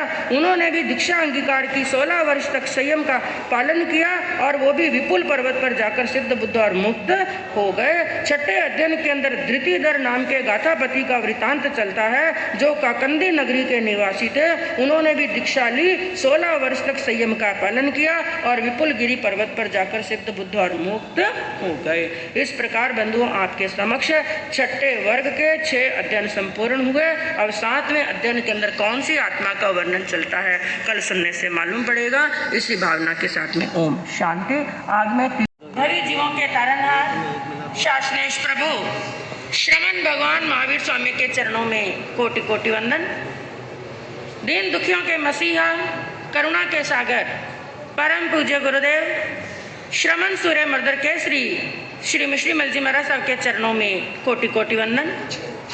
पाठ पर विराजमान परम श्रद्धेय, परम विदुषी, मधुर व्याख्यानी, सरल मना पूज्य गुरुनी जी महाराज साहब के चरणों में कोटि कोटि वंदन। धर्म प्रेमी बंधुओं, शीलवती माताएं बहनों, सर्वप्रथम मर्दर केसरी दरबार के अंदर पधारे हुए सभी श्रद्धालुगण, अनेक बाजारों से पधारे हुए सभी श्रावक श्राविकाओं का बहुत बहुत स्वागत है, बहुत बहुत अनुमोदना है। और आज का प्रसंग बड़ा ही सुंदर प्रसंग है। और सबसे पहले मैं जितने भी यहाँ पर तपस्वी भाई बहन विराजमान हैं, कईयों के 13 है, कईयों के 5 हैं, 6 हैं, 7 और 9 और 10 की तपस्या भी है। मैं सभी भाई बहनों की बहुत बहुत सुख साता पूछती हूँ, उनकी तपस्या की बहुत बहुत अनुमोदना करती हूँ। आज एक ऐसे महापुरुष जिनका नाम, जिनके गुण जितने भी गाए जाएं उतने कम हैं, क्योंकि बंधुओं महापुरुष वो होते हैं, उनके गुणों का गुणगान करते करते प्रभु ने अमृतमय वाणी के अंदर क्या फरमाया, तीर्थंकर नाम कर्म के बंद के 20 बोल हैं।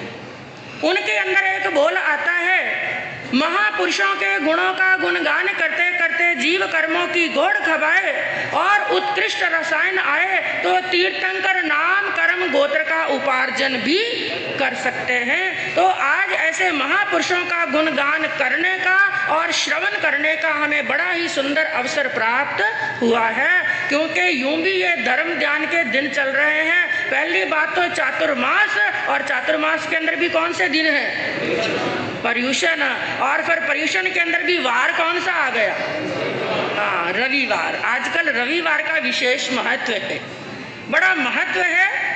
जो 6 दिनों में नहीं आते हैं, 6 वारों में नहीं आते हैं, उन महानुभावों के दर्शन कब होते हैं, रविवार को हो जाते हैं तो रविवार का दिन है, सबको स्थिर आसन करके गुणगान श्रवण करने हैं। तो सब पहले एक साथ मिलकर के उनके नाम का जयकार लगाएंगे एक स्वर के अंदर, क्योंकि हमें जीवा मिली है।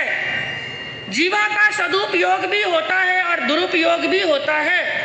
और यदि जीवा के द्वारा केवल निंदा की, विकथा की, किसी की बुराई की, तो याद रखना अगले जन्म में बोलने की शक्ति मिलने वाली। तो जीवा का हमें सदुपयोग करना है, ऐसे महापुरुषों के गुणगान करना है। तो एक साथ एक स्वर के अंदर बोलेंगे, पूज्य प्रवर्तक दीन दयाल, पूज्य प्रवर्तक दीन दयाल, परम पूज्य श्री पन्नालाल जी महाराज साहब की। ऐसी महान आत्मा। एक कवि ने क्या कहा कि गूंगा व्यक्ति गीत गा नहीं सकता, गूंगा व्यक्ति गीत गा नहीं सकता और ठहरा हुआ पांव मंजिल पा नहीं सकता। गूंगा व्यक्ति गीत गा नहीं सकता, ठहरा हुआ पांव मंजिल पा नहीं सकता। गुरुदेवों का सानिध्य यदि मिल जाए तो, और गुरुदेवों का सानिध्य यदि मिल जाए जिसको, वो अंधेरे में भी कभी ठोकर खा नहीं सकता। जिनको गुरुओं का सानिध्य मिल जाता है, गुरुओं का आशीर्वाद मिल जाता है, गुरुओं का हस्त जिनके सिर के ऊपर, मस्तक के ऊपर आ जाता है, जिंदगी के अंदर कितने भी अंधेरे आए, जितनी भी मुसीबतें आए, जितनी भी ठोकरें आए, लेकिन हर ठोकर से उसे सबक मिलता है और मंजिल की प्राप्ति होती है। ऐसे पूज्य श्री पन्नालाल जी महाराज साहब, जिनका नाम नवरत्नों के अंदर आता है। रत्न कितने बताए गए? नवरत्न। और ऐसे ही मारवाड़ की धरती के ऊपर भी एक रत्न नहीं हुए।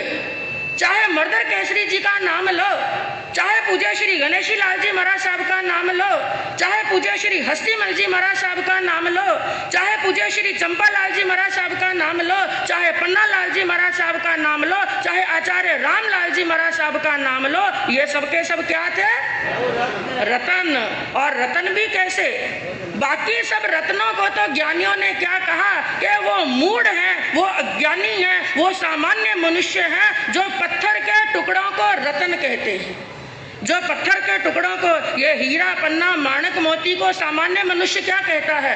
रतन। लेकिन ज्ञानियों की दृष्टि के अंदर ये रतन नहीं है, ये तो मात्र पत्थर के टुकड़े हैं। रतन वो होते हैं जो संघ के लिए जीते हैं और समाज के लिए जीते हैं। ऐसे हुए पूज्य श्री पन्नालाल जी महाराज साहब, जिनका जन्म हुआ विक्रम संवत 1945 भाद्रपद शुक्ला तृतीया शनिवार को कीतलसर के अंदर, जिनकी माता का नाम श्रीमती तुलसा देवी और पिता का नाम श्रीमान बालू राम जी सा मालागार, यानी जाति से क्या थे? माली। लेकिन एक कवि ने क्या कहा कि साधु की ना कोई जाति होती है, ना कुल होता है, ना पाती होती है, ना पंथ होता है, साधु इन सब से दूर होता है। तो क्या कहा कि जात न पूछे साधु की, बस पूछ लीजिए ज्ञान। जाति न पूछे साधु की, बस पूछ लीजिए ज्ञान। मोल करो तलवार का और पड़ी रहने दो ज्ञान। अरे ये जाति, ये पल, ये कुल और ये पंथ, ये तो केवल शरीर का होता है। संत का होता है ज्ञान, संत का होता है सदाचार, संत के अंदर होती है सहजता। संत वो होता है जिसमें सहजता, सरलता, विनय के गुण होते हैं। वो इन रत्नों से कई गुना ज्यादा गुणवान होते हैं। और पूज्य श्री पन्नालाल जी महाराज साहब के जीवन के अंदर इन 7 वारों में से सबसे ज्यादा महत्वपूर्ण वार कौन सा था? शनिवार। जैसे पूज्य गुरुदेव के जीवन के अंदर कौन सा वार? मंगलवार। और चौथमल जी महाराज साहब के जीवन के अंदर रविवार। रविवार।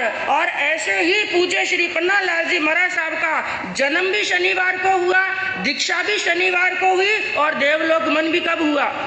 शनिवार को हुआ।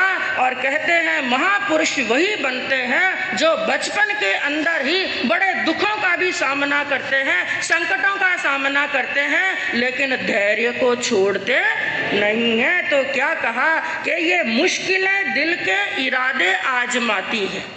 जितनी भी मुश्किलें आती हैं, संकट आते हैं, ये हमारी हिम्मत की, हमारे धैर्य की क्या लेते हैं? परीक्षा के हम कितने मजबूत हैं। जो इन परीक्षाओं के अंदर, इन संकटों के अंदर धैर्य को छोड़ देते हैं, जैसे एक पत्थर जब कारीगर की टांची लगती है, अपने धैर्य को छोड़ दे, हिम्मत को छोड़ दे और वो पत्थर टूट जाए, उसके अंदर दरार पड़ जाए, तो वो पत्थर प्रतिमा बनने वाला।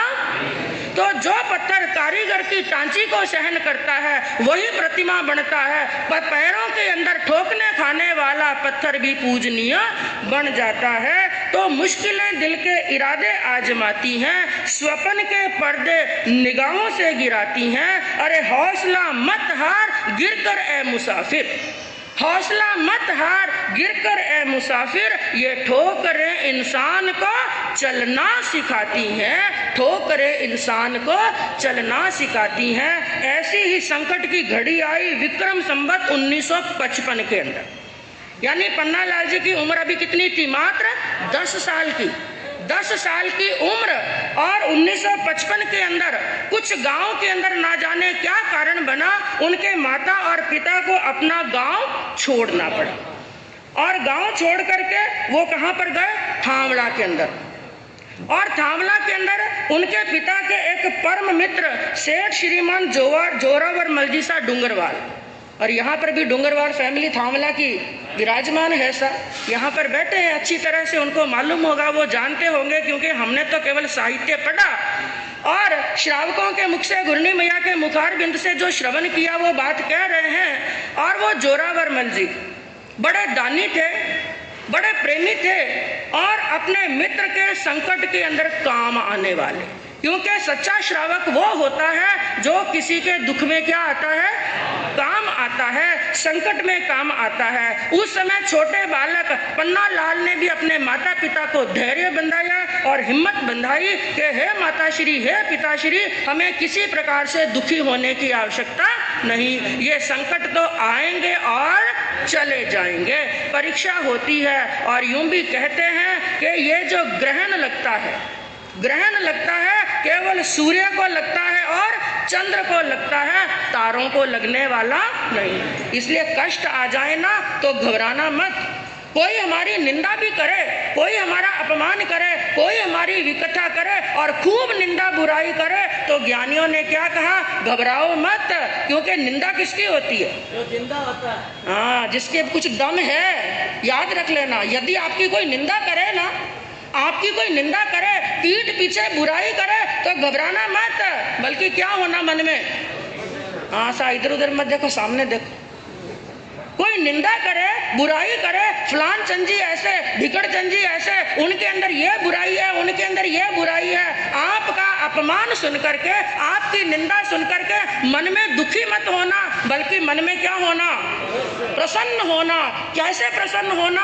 क्यों प्रसन्न होना? अरे मेरे अंदर कुछ ऐसा है, जिसके अंदर कुछ होता है ना उसी की बुराई होती है। अरे जिसमें कुछ है ही नहीं उसकी क्या बुराई करेंगे? आज बुराई मोदी की हो रही है, कितनी बुराई होती है? हाँ, दुनिया भर की बुराई होती है, तो बुराई से घबराना नहीं है। संकट आते हैं, संकटों से घबराना नहीं है। तो वहां पर गए और जोरावर मल जी ने अपने मित्र का, पूरे परिवार का खूब साथ दिया। और एक मित्र के लिए ज्ञानियों ने क्या कहा कि मित्र ऐसा कीजिए जैसो किरमची रंग, मित्र ऐसा कीजिए जैसे किरमची रंग, धाग धाग जुदो होवे पर तो ये न छोड़े संग। ऐसा मित्र होना चाहिए। मित्र ने बहुत साथ दिया।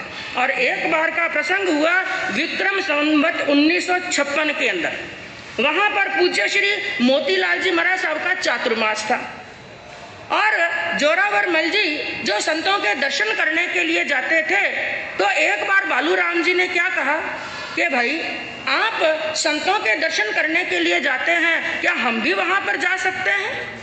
और अभी आपने अंतकृत दशांक सूत्र के माध्यम से सुना, अर्जुन माली ने जब सुदर्शन श्रावक को कहा कि भगवान के दर्शन करने के लिए आप जा रहे हैं, क्या मैं भी जा सकता हूं? तो सुदर्शन ने क्या उत्तर दिया? उनका तो काम ही पतितों को पावन करने का है, और संत वो होते हैं जिनके द्वार चाहे सदन है, चाहे निर्धन है, चाहे धनवान है, चाहे निर्धन है, कैसा भी मनुष्य है, सभी के लिए 24 घंटे जिनके द्वार खुले रहते हैं वो होते हैं संत। चल सकते हैं, आप भी संतों के दर्शन करने के लिए चल सकते हैं, और संतों का समागम भी बिना पुण्यवानी मिलने वाला। पहली बार संतों के दर्शन करने के लिए गए, उनके मुख से जिनवाणी सुनी, और वो छोटा बच्चा उसने भी वाणी सुनी, संतों के दर्शन किए, लेकिन बच्चे का स्वभाव चंचल होता है, कितना भी पास में बिठाएं इधर उधर घूमते ही रहते हैं। और उन्होंने स्थानक के अंदर एक स्थान पर मुंह पत्ती पड़ी हुई देखी, मुंह पत्ती देखी, स्थानक में मुंह पत्ती बैठ का पूंजनी यही मिलेगा। तो बच्चे ने क्या किया, वो मुंह पत्ती उठाई और मुंह पर बांध ली, मुंह पर बांधी, और गए पूज्य मोतीलाल जी महाराज साहब के पास में, और जाकर के अपने बड़ी मधुर आवाज के अंदर, मीठी मीठी आवाज के अंदर क्या कहा, देखो बाजी मैं आप रे जड़ो लागू के नहीं लागू। हाँ, इसलिए ज्ञानियों ने क्या कहा कि होनहार विरवान के होत चीकने पात।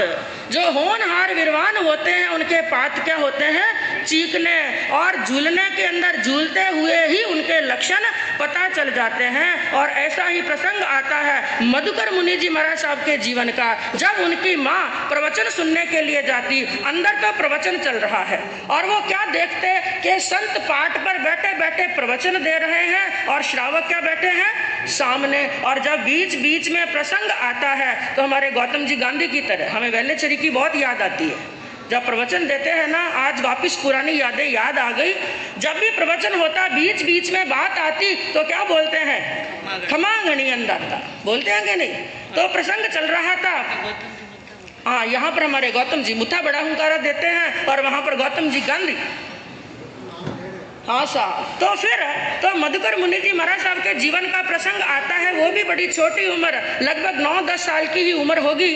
उस उम्र के अंदर जब माता के साथ में प्रवचन सुनने के लिए जाते, संत अंदर प्रवचन दे रहे हैं, और मधुकर मुनि जी क्या करते, अपनी उम्र के हम बालकों को बाहर लेकर के जाते, और बाहर जाकर के एक बड़े ऊंचे स्थान पर कहीं बैठ जाते और बच्चों के साथ में खेल खेलते।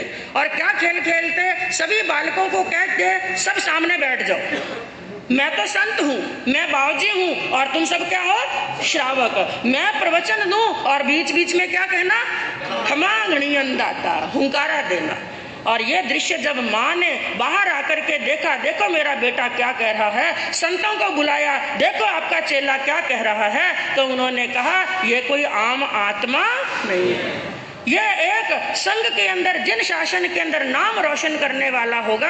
तो जब पन्नालाल जी ने भी अपने मुख के ऊपर मुंह पत्ती बांधी और गुरुदेव के सामने मोतीलाल जी महाराज साहब के पास में आए और आकर के कहा, देखिए गुरुदेव मैं आपके जैसा ही लग रहा हूँ। तो गुरु ने अपने शिष्य को पहचान लिया, उस रतन को पहचान लिया। हाँ बेटा, तू मेरे जैसा ही लग रहा है, केवल लग नहीं रहा है, तुझे तो मेरे से भी आगे बढ़ना है, जिन शासन के अंदर नाम रोशन करना है। और समझ लीजिए उसी समय वैराग्य जाग।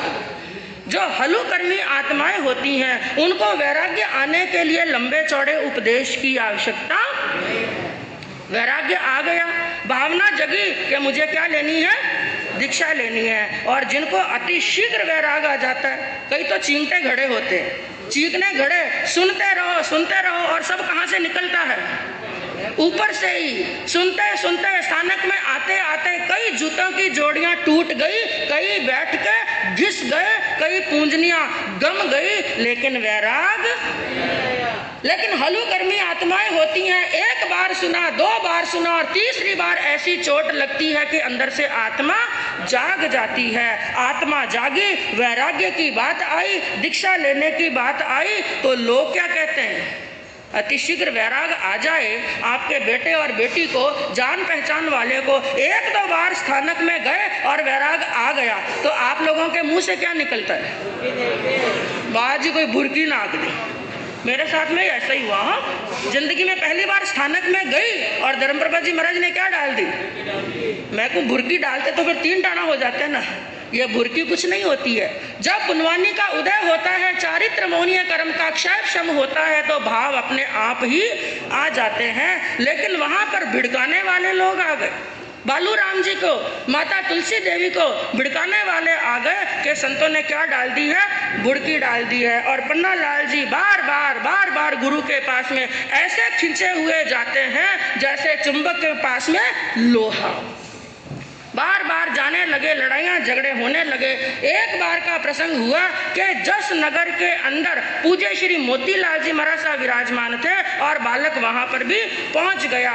खूब लड़ाई हुई, खूब झगड़ा हुआ और ऐसा हो गया कि इतनी चोट आई, पन्ना लाल जी के सिर के ऊपर सिर फट गया, खून भी बहने लगा, लेकिन उनका वैराग्य था किरमची रंग जैसा, उनका वैराग्य उतरा नहीं और आखिर मोह को हार माननी पड़ी, माता पिता को आज्ञा देनी पड़ी। विक्रम संवत 1957 वैशाख का महीना था। वैशाख शुक्ला छठ को शनिवार को क्या हो गई, दीक्षा हो गई। और आनंदपुर तालुक के अंदर श्रीमान चंदन मलजी साहब सीताराम जी पाटनी, उनके घर से क्या हुई, दीक्षा। लेकिन दीक्षा क्या हुई, परीक्षा शुरू हो गई। याद रखना, चाहे कोई सामान्य संत है, यहाँ तक के भगवान महावीर जो बड़े राजपाट के राजवी थे, लेकिन दीक्षा लेते ही परीक्षा क्या हो गई थी, शुरू हो गई। उनकी भी परीक्षा हुई, उनके जीवन के अंदर भी उपसर्ग आए, मनुष्य संबंधी भी उपसर्ग आया, त्रियंच संबंधी भी उपसर्ग आया और देव संबंधी भी क्या आया, उपसर्ग आया। सबसे पहला तो जीवन के अंदर सबसे बड़ा दुख गुरु का वियोग हो गया। मात्र दीक्षा को 8 महीने हुए, दीक्षा को 8 महीने ही हुए थे कि गुरु का अंतिम समय क्या आ गया, नजदीक। और उनके एक संत और थे, वो धूलमल जी महाराज साहब, और धूलमल जी को जैसे समझ लो उस बालक का हाथ सौंप दिया। अब आप ही इनके गुरु हैं, आप ही इनके रक्षक हैं, इनको पढ़ाना लिखाना और क्या करना, होशियार करना। तो पौष कृष्णा 11 को मोतीलाल जी महाराज साहब की अंतिम सांस निकल गई, देवलोक गमन हो गया। और उसके बाद में परीक्षा क्या हो गई, शुरू। सबसे पहली परीक्षा विक्रम संवत 1958, यानी दीक्षा का पहला क्या था, चातुर्मास। पहला चातुर्मास जो अजमेर के अंदर था, जिस दिन उनके मस्तक का बालों का लोच हुआ, पहला लोच। अब सोचो उस दिन सिर कितना नाजुक पड़ जाता है, पहला लोच हुआ। और उनकी दीक्षा की परीक्षा की एक मुसलमान युवक ने उनके नंगे सिर के ऊपर लोच किए, सिर के ऊपर जोरदार क्या मारे, ठोले मारे।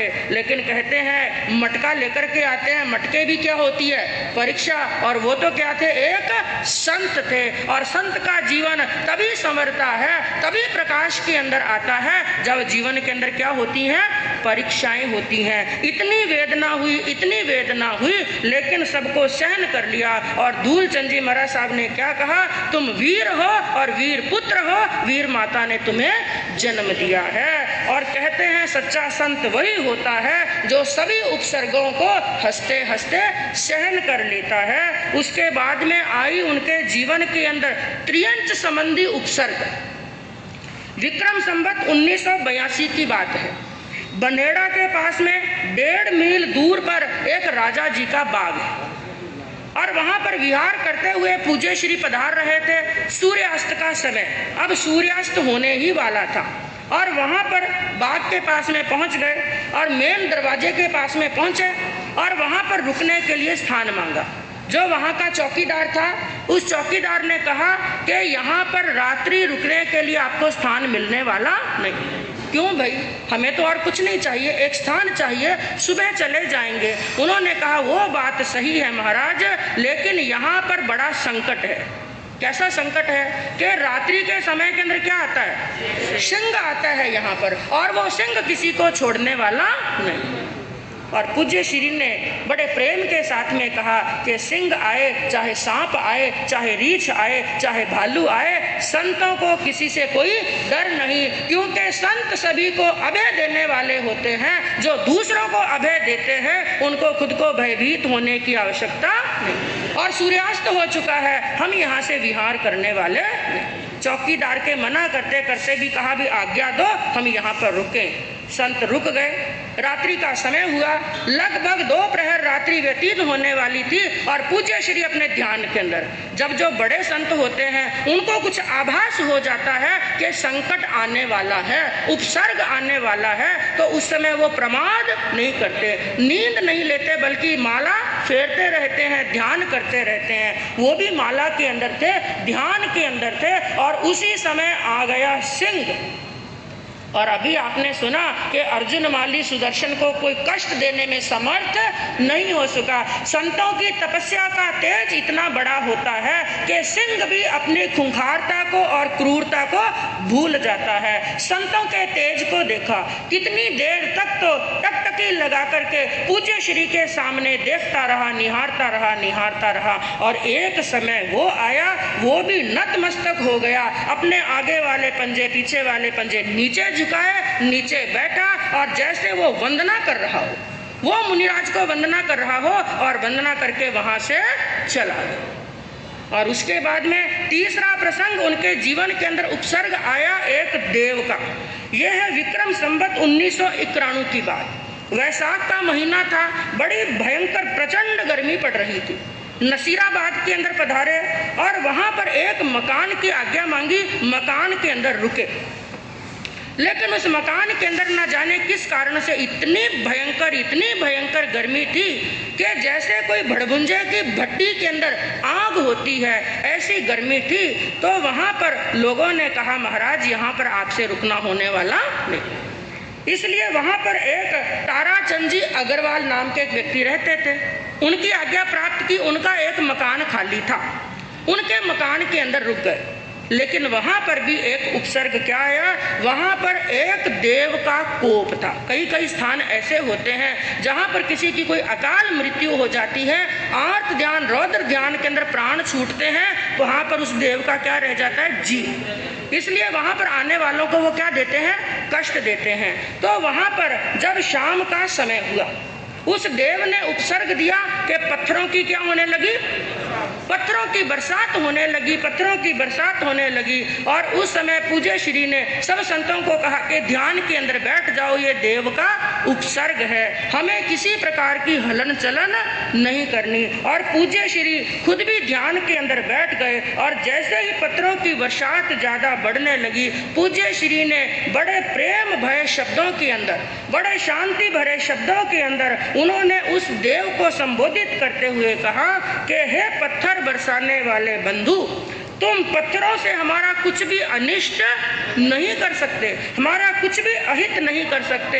याद रखना, हमारा तो कुछ अनिष्ट नहीं होगा, बल्कि तुम्हारा ही क्या होगा, अनिष्ट होगा। क्योंकि हम जैन साधु हैं, हम महावीर की संतान हैं, महावीर के पुत्र हैं, हम सबकी रक्षा करने वाले हैं, सबको अभय दान देने वाले हैं। हमारे तो प्राणों का भी उत्सर्ग आ जाए, प्राणों पर भी बन आए, तो हम डरने वाले नहीं। और एक बात याद रखना, पत्थरों की बरसात करो चाहे अग्नि की बरसात करो, हम प्राणों को बचाने के डर से यहाँ से मैदान छोड़ करके भागने वाले नहीं। इसलिए तुम राग द्वेष को छोड़ो, क्रोध की अग्नि को छोड़ो, आत्मा के अंदर शांति का अनुभव करो, ताकि तुम्हारी आत्मा का भी क्या हो, कल्याण। ऐसे मीठे और मधुर शब्द कहे कि वो देव भी चरणों के अंदर क्या हो गया, नतमस्तक। और ऐसे पत्थर बरसाने वाली घटना पूज्य गुरुदेव मर्दर केसरी जी के जीवन के अंदर भी आती है। तो जीवन के अंदर कष्ट आते हैं, संकट आते हैं, लेकिन संत घबराने वाले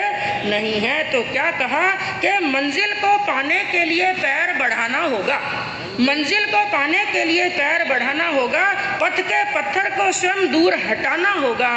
दूर कौन तेरी राह सुलझाएगा ए बंधु, और सफल होना है तो तुझे साहस को बढ़ाना होगा।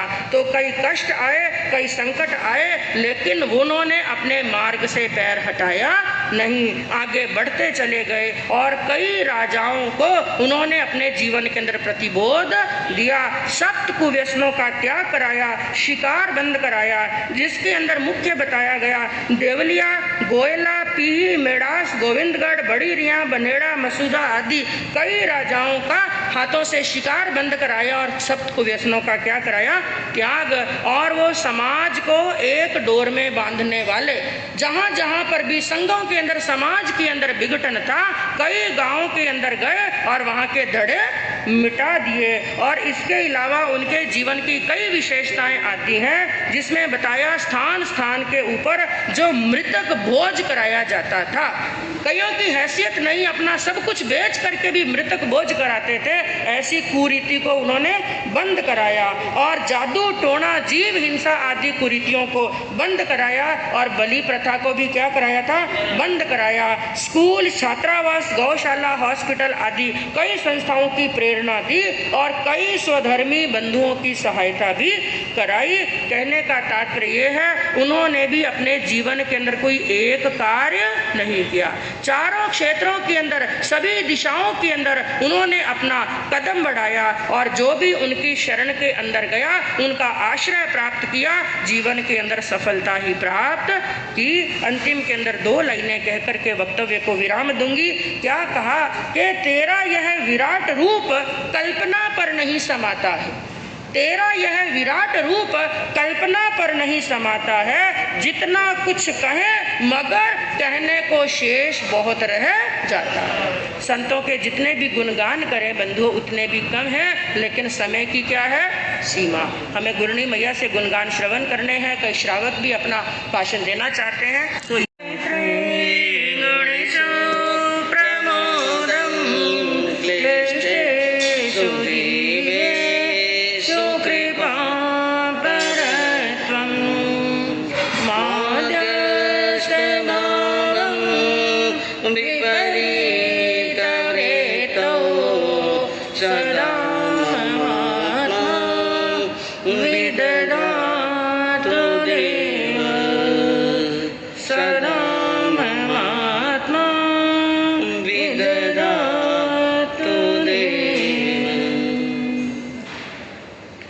सत्याग्रहदूत, त्रयकाल दृष्टा, भवी जीवों के तारणहार, शासनिक प्रभु श्रमण भगवान महावीर स्वामी के चरणों में कोटि कोटि वंदन।